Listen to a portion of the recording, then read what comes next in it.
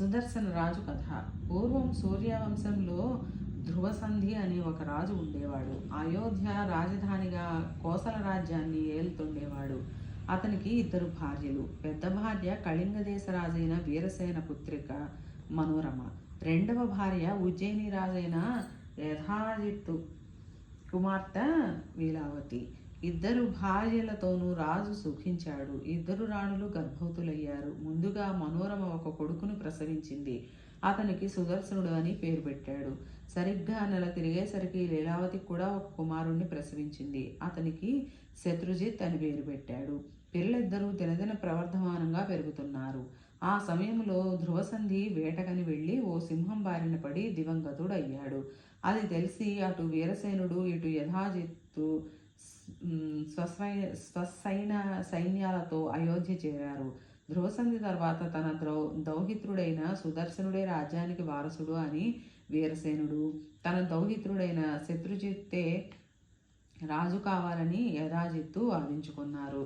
వాదన యుద్ధానికి దారితీసింది. యుద్ధంలో వీరసేనుడు మరణించాడు. అది తెలిసిన మనోరమ సవతి అయిన లీలావతి, దాయ అయిన శత్రుజిత్తు తన కొడుకును ఏం చేస్తారోననే భయంతో మంత్రి విదుల్లుడి సాయంతో కాశీకి పారిపోయింది. గంగకి ఆనుకుని ఉన్న అడవుల్లో నిషాదులు ఆమెను దోచుకున్నారు. కట్టుబట్టలతో కన్నబిడ్డతో ఆమె భరద్వాజుడి ఆశ్రమం చేరి శరణు వేడింది. విదుల్లుడు, ఆమె, సుదర్శనుడు భరద్వాజుని ఆశ్రమంలోనే కాలక్షేపం చేయసాగారు. శత్రుశేషం ఉండకూడదనే రాజనీతి ప్రకారం మనోసుదర్శనుల అనుపానాల గురించి గూఢచారుల్ని నియమించాడు యధాజిత్తు. భరద్వాజ ఆశ్రమంలో ఉన్నారనే కబురు అందగానే సైన్య సమేతంగా దండు వెళ్ళాడు. అది విని మనోరమ గొల్లుమంది. భరద్వాజుడు ఆమెను ఓదార్చాడు. యధాజిత్తుతో స్వయంగా మాట్లాడాడు. వశిష్ఠాశ్రమం నుంచి హోమధేనువు నెత్తుకుపోయాడు కౌశికుడు. ఏం సాధించాడు? నా ఆశ్రమం నుంచి మనోరమ సుదర్శనులను ఎత్తుకెళ్ళినా నీకు అదే గతి పడుతుంది అని హెచ్చరించాడు. సహవ్రతులతో సమాలోచన జరిపాడు యధాజిత్తు. బ్రహ్మబలం ముందు తన తామసం చెల్లదనుకున్నాడు. వెనుదిరిగి వెళ్ళిపోయాడు. మనసులో పగ మాత్రం అలాగే ఉంది అతనికి. ఓనాడు ఆశ్రమంలో మునికుమారులతో ఆడుకుంటున్నాడు సుదర్శనుడు.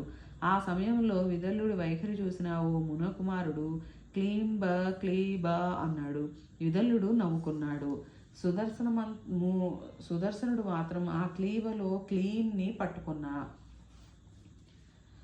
జూ విచిత్రంగా తోచింది. ఆ వాక్కు అతనికి. దానికి పూర్ణానుస్వారం చేర్చి క్లీం అని జపించసాగాడు.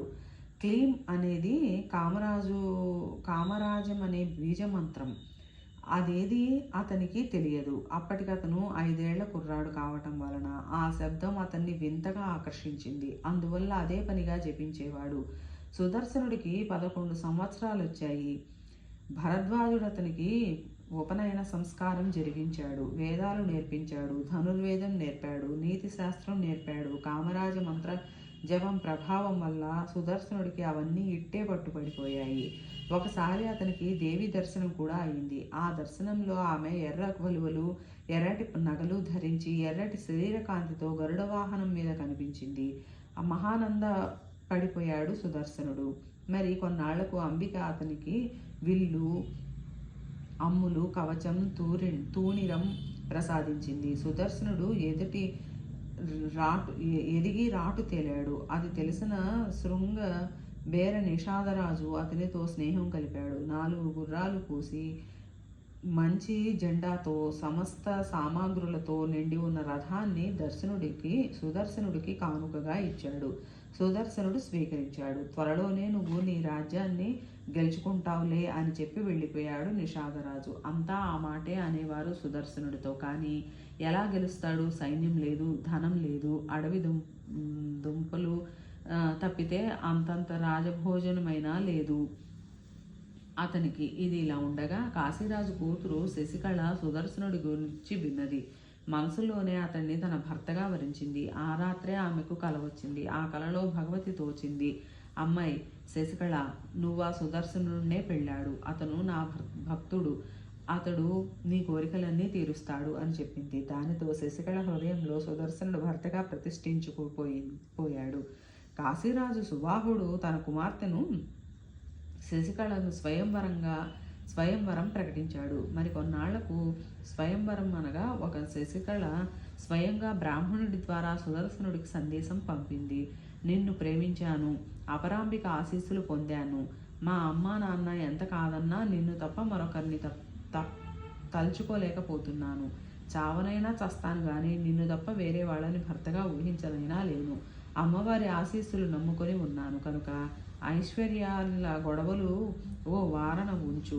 అదృష్టాన్ని నమ్ముకొని తప్పనిసరిగా నా స్వయంవరానికి వేంచేయి అంటూ శశికళ చెప్పమన్న 4 ముక్కలు సుదర్శనుడికి వినిపించాడు ఆ బ్రాహ్మణుడు. భరద్వాజుని అనుమతితో స్వయంవరానికి ప్రయాణమయ్యాడు సుదర్శనుడు. అతని తల్లి మనోరమ కలవరపడింది. అక్కడ చేరే యధాజిత్ ప్రభృతులు బిడ్డనేం చేస్తారో అనుకుంది. సుదర్శనుడు ఆమెకు ధైర్యం చెప్పాడు. ఆమె కోరిక మేరకు ఆమెను కూడా తనతో తీసుకుని వెళ్లేందుకు అంగీకరించాడు. సుదర్శనుడు, మనోరమ, పరిచారిక రథం ఎక్కారు. భారద్వాజ ఆశ్రమంలో బయలుదేరిన రథం కాశీ చేరాక ఆగింది. సుబాహుడు వారికి విడిది భోజనాలకు ఏర్పాటు చేశాడు. దేశ దేశాల రాజులు వచ్చారు స్వయంవరానికి. మనవడైన శత్రుజిత్ను వెంట పెట్టుకొని యధాజిత్ కూడా వచ్చాడు. సింధు, కరుష, మద్ర, మాహిష్మతి రాజులు, చోళ, పాంచాల, కర్ణాట, కామరూప, విదర్భాధిపతులు, ఇంకా ఎవరెవరో కొండదేశాల రాజులు అందరూ కలిసి మొత్తం 63 అక్షౌహిణుల సైన్యంతో వచ్చి విడిది చేశారు. వారుగాక కేవలం స్వయంవరం చూడాలని ముచ్చట కొద్దీ అంబారీలేసిన ఏనుగుల మీద వేయించేసిన రాజదంపతులతో రాజ పరివారాలతో కాశీపట్నం నిండిపోయింది. ఆ వచ్చిన వారిలో అధిక శాతం మందికి సుదర్శనుడే చర్చనీయాంశం అయిపోయాడు. సుదర్శనుడిని చంపేస్తామన్నారు. యధాజిత్ కేరళ రాజు అతనిని మందలించాడు. ఆ చర్చల్లో రాజులు 2 పక్షాలుగా చీలిపోయారు. మర్నాడు స్వయంవరంలోకి రావడానికి నిరాకరించింది శశికళ.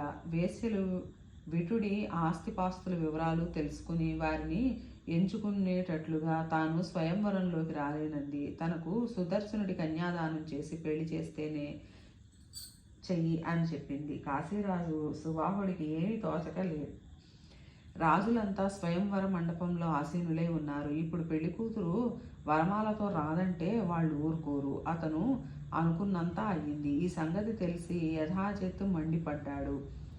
ఆమెను శత్రుజిత్కిచ్చి పెళ్లి చేయకపోతే సుదర్శనుడితో పాటు కాశీరాజును కూడా తుదముట్టిచ్చేస్తాను అన్నాడు. సుబాహుడు భయపడ్డాడు. శశికళకు మరోమారు నచ్చజెప్పబోయాడు. ఆమె వినలేదు. ఫలితంగా స్వయంవరం మర్నాటికి వాయిదా వేసి కూతురి మాట కాదనలేక సుబాహుడు ఆ రాత్రికి రాత్రే శశికళ సుదర్శనులకు పెళ్లి చేసేశాడు. ఆ వార్త రాజమండలంలో పొక్కింది. కానీ కాశీరాజునిచ్చి అన్నారు. ఎవరి దారిన వాళ్ళు వెళ్ళిపోయారన్న మాటే గాని సుదర్శనుని చంపేందుకు దారి కాశారన్న సంగతి చారుల వల్ల తెలుస్తూనే ఉంది. సుబాహుడు కూడా సుదర్శనుడికి తోడుగా సైన్యంతో బయలుదేరాడు. మధ్య మార్గంలో వాళ్ళని ఎదిరించారు శత్రుజిత్, యధాజిత్లు. మహాసముద్రం అంత సైన్యం వాళ్ళది. సుదర్శనుడు రవ్వంతా చెలించలేదు. అంబని తలుచుకున్నాడు, విల్లందుకున్నాడు, యుద్ధం ఆరంభించాడు. అంతలోనే అమ్మవారు సింహం మీద కూర్చుని యుద్ధంలోకి దూకింది. చిత్రయుద్ధం చేసింది. శత్రుజిత్, యుధాజిత్లు చచ్చిపోయారు. సుదర్శనుడు, సుబాహు జగదంబని స్తోత్రం చేశారు. సర్వలోక రక్షణార్థం తాను కాశీలో వెలుస్తానని సుబాహుడికి వరమిచ్చింది జగత్ కళ్యాణి. ఆమె అన్న మేరకు సుదర్శనుడు అయోధ్యకు రాజు అయ్యాడు. ఇతర రాజులంతా అతనికి తలలు వంచారు. ఇందులో తన గొప్పతనం ఏమీ లేదని, అంతా కామరాజ మంత్ర మహిమేనని చెప్పాడు సుదర్శనుడు. ఆ తల్లి ఆదేశం మేరకు అష్టమి, నవమి, చతుర్థ సులప్పుడు విధిపూర్వకంగా బలిదానాలతో ఆమెను సేవించాడు. శరత్కాలంలో నవరాత్రి ఉత్సవాలు జరిపాడు. చైత్రం, ఆషాఢం, ఆశ్వయుజం, మాఘమాసాలలో మహోత్సవాలు చేయించాడు. పూజలు, వాహనాలు, ఎన్నో దేవీ యజ్ఞాలు చేయిస్తూ వర్ధిల్లాడు సుదర్శన మహారాజు. ఆనాటి నుంచి అయోధ్య వారికి అంబ ఆరాధ్య దేవత అయ్యింది. వ్యాసుడు చెప్పింది విన్నాక నవరాత్ర వ్రతం చేయడం ఎలాగా, ముఖ్యంగా శరత్కాలపు నవరాత్రులు, ఆ వివరాలన్నీ చెప్పు అని అడిగాడు జనమేజయుడు. వ్యాసుడు చెప్పసాగాడు. నవరాత్ర వ్రతం.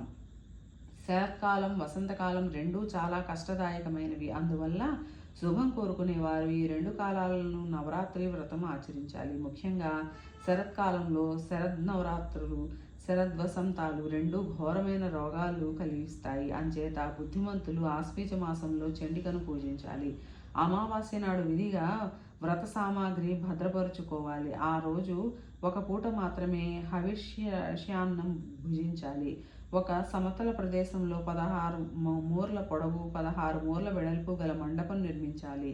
తెల్లమట్టి ఆవు పేడతో అలకాలి. స్తంభాలతోటి అందంగా అలంకరించాలి దాని మధ్యలో 3 ఎత్తు, 4 మూరల పొడవు, 4 మూరల వెడల్పు ఉండేలా నలుపలకల వేదిక నిర్మించాలి. పైన చాందీని కట్టాలి. రంగురంగుల తోరణాలు ఏర్పరచాలి.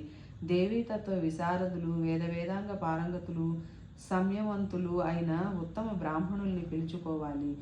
పాడ్యమి నాడు ఉదయమే స్నానం చేసి నిత్యకర్మలు నెరవేర్చుకుని బ్రాహ్మణులను వరించాలి. మధుపర్కాలు, అర్ఘ్యపాద్యాలు సమర్పించాలి. యథాశక్తి వస్త్రాలంకారాలు అవి కూడా సమర్పించుకోవచ్చు. బ్రాహ్మణుల్ని తృప్తిపరచడం ప్రధానం. అనంతరం దేవి భాగవతము, సప్తశతి చదవడానికి 9 బ్రాహ్మణుల్ని నియమించాలి. శక్తి చాలనప్పుడు 5 కానీ 3 కానీ నియమించవచ్చు. కనీసం ఒక్కడినైనా నియమించి తీరాలి.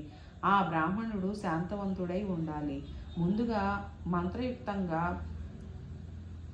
సంపన్నియమం చేయించాలి. వేదిక మీద సింహాసనం వేసి పట్టుగుడ్డ పరిచి దేవి ప్రతిమను స్థాపించాలి. ఆ ప్రతిమ 4 చేతులు కలిగి ఉండి అన్ని ఆయుధాలను ధరించి ఉండాలి. శరీరం మీద రత్నాల నగలు ఉండాలి. ముత్యాల హారాలు ఉండాలి. దివ్యమైన వస్త్రం కట్టి ఉండాలి. సౌమ్యంగాను సలక్షణంగాను ఉండాలి. లేదా సింహం మీద కూర్చున్నట్లు విగ్రహం ఉండాలి. 4 చేతుల్లోనూ శంఖ, చక్ర, గద, పద్మం ధరించి లేదా 18 చేతులతో ఉన్న విగ్రహాన్ని స్థాపించుకోవచ్చు.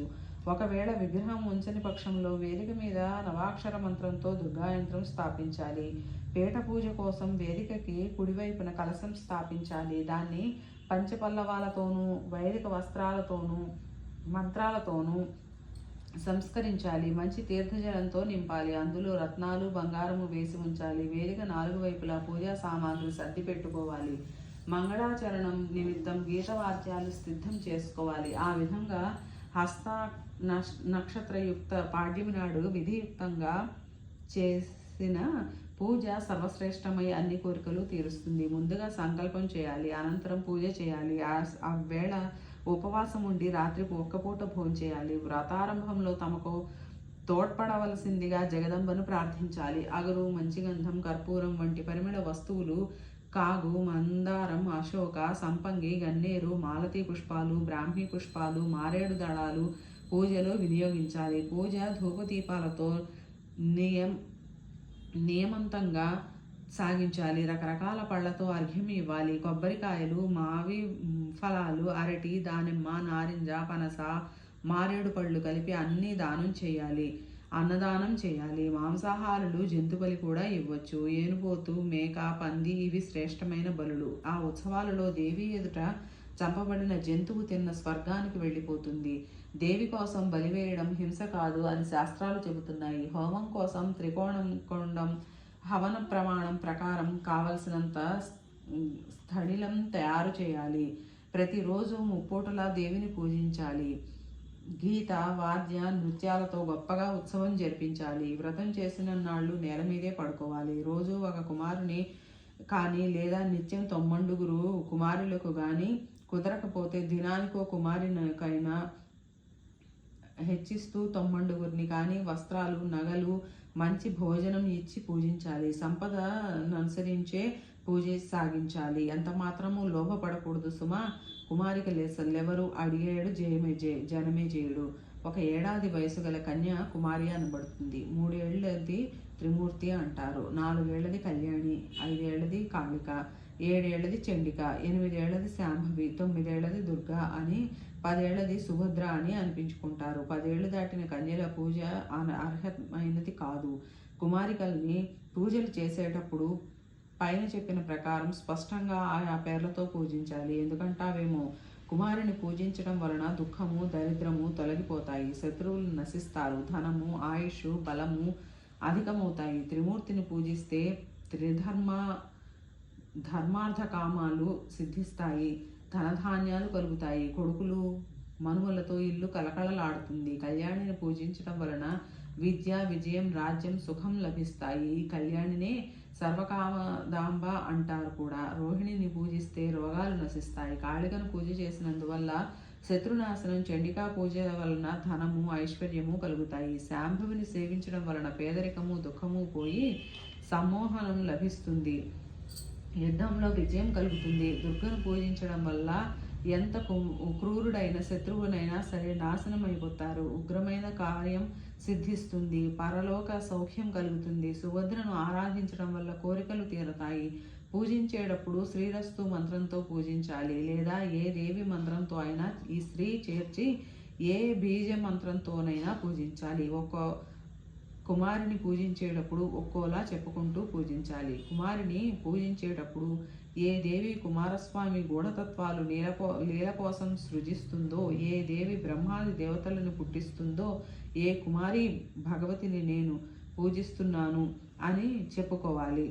అదేవిధంగా త్రిమూర్తిని సేవించేటప్పుడు ఏ దేవి సత్వాది త్రిగుణాలతో 3 రూపాలు ధరిస్తుందో ఆ త్రిమూర్తి భగవతిని నేను సేవిస్తున్నాను అని చెప్పుకోవాలి. కళ్యాణిని కొలిచేటప్పుడు ఏ దేవి తనను పూజించే భక్తులకు ఎల్లప్పుడూ కళ్యాణం చేకూరుస్తుందో ఆ సర్వ కామందాంబ కళ్యాణిని భగవతిని కొలుస్తున్నాను అని అనుకోవాలి. రోహిణిని ఆరాధించేటప్పుడు ఏ దేవి పూర్వజన్మ సంచిత కర్మలు బీజాంకురం చేస్తుందో ఆ రోహిణి భగవతిని ఆరాధిస్తున్నాను అనుకోవాలి. ఆ విధంగానే ఏ దేవి ప్రళయకాలంలో చరాచర బ్రహ్మాండాల్ని కాలగర్భంలో చేర్చి సంహరిస్తుందో ఆ కాళికా భగవతిని పూజిస్తున్నాను అని చెప్పుకొని, కాళికను ఏ దేవి ప్రచండమైన స్వరూపంతో చండముండులను చెండాడిందో, ఏ తల్లి మహోగ్రమైన పాపాల్ని కూడా పరిహరిస్తుందో ఆ చండికా భగవతిని ఆరాధిస్తున్నాను అని అనుకుని, చండికను ఏ దేవిని పుట్టుకును వేదాలు అకారణమన్నాయో ఆ శాంభవి దేవిని కొలుస్తున్నాను అని శాంభవిని, ఏ జననీ భక్తుల సమహాపదలను మట్టుబెడుతుందో, కష్టాలను కడతీరుస్తుందో, ఏ స్వరూపం దేవతలకు కూడా తెలియదో ఆ దుర్గాదేవిని పూజిస్తున్నానని దుర్గామాతను, ఏ స్వామి తనను పూజించే భక్తుల్ని అన్ని విధాలా కాపాడుతుందో, ఏ ఈశ్వరి సర్వ అశుభాలను నాశనం చేస్తుందో ఆ సుభద్రను పూజించాలి.